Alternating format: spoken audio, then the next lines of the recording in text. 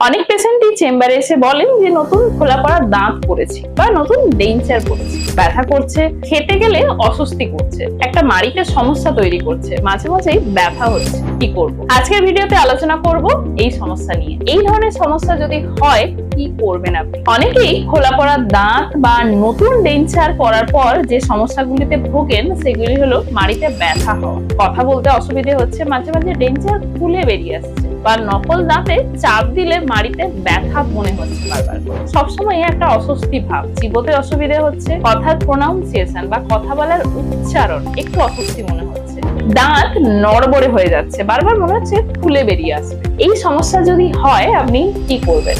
আপনি যেটা করতে পারেন সেটা হলো বেশ কয়েকদিন নরম খাবার দাবার খান, খুব বেশি শক্ত খাবার খাবেন না। যদি কোনো জায়গায় ব্যথা মনে হয় কোনোভাবেই কিন্তু ওই ডেঞ্চার বা নকল দাঁত পরে থাকবেন না, ওটা খুলে রাখুন এবং অতি সত্ত্বর আপনার ডেন্টিস্টের কাছে যান। অনেক সময় হয় যে নতুন দাঁত পেশেন্টদেরকে পড়তে দিলে বা এই যে ডেঞ্চারের কথা বললাম পড়তে দিলে একটা অস্বস্তি বোধ হয় এবং এটা কিছুদিন পরে চলে যায়। মোটামুটি 10-15 দিন পর পেশেন্ট 10-15 দিন হ্যাবিচুয়েটেড হওয়ার পর বা অভ্যস্ত হওয়ার পর ধীরে ধীরে এই অস্বস্তি ব্যাপারটা চলে যায়। কিন্তু যদি দেখেন যে চিবোতে গেলে বারবার ব্যথা হচ্ছে, সমস্যা হচ্ছে, কথা বলতে পারছেন না, বারবার করে খুলে বেরিয়ে আসছে, তাহলে সেক্ষেত্রে অবশ্যই ডেন্টিস্টের কাছে ভিজিট করুন এবং এই দাঁতটি অ্যাডজাস্ট করার প্রয়োজনীয়তা রয়েছে। কিছু কিছু ক্ষেত্রে আমরা অ্যাডজাস্ট করে দিই এবং তারপর পেশেন্ট আবার সেগুলিকে খুব সুন্দরভাবে পড়তে পারেন। দিনে সবসময় এই ডেঞ্চার পরে থাকবেন না, রাত্রে ঘুমানোর সময় অবশ্যই খুলে রাখুন। কোনোভাবেই কিন্তু নকল দাঁত পরে রাতে ঘুমিয়ে পড়বেন না, আর অবশ্যই প্রতিদিন এটাকে ভালো করে পরিষ্কার করবেন যাতে খাবার দাবার জমে না থাকে, কারণ খাবার দাবার যদি জমে থাকে এই নকল দাঁতের মধ্যে সেটা কিন্তু আপনার মাড়িতে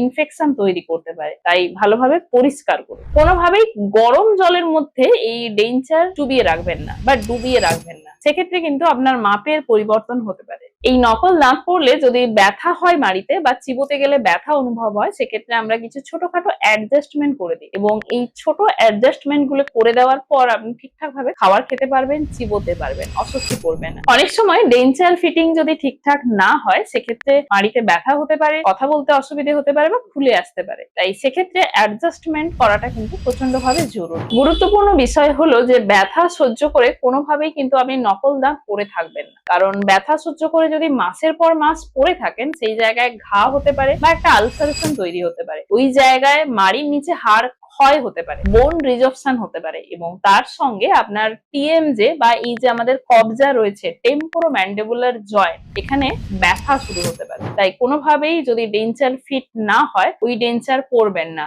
আগে ডেন্টিস্টের কাছে ভিজিট করবেন, অ্যাডজাস্ট হলে তারপরেই পরবেন।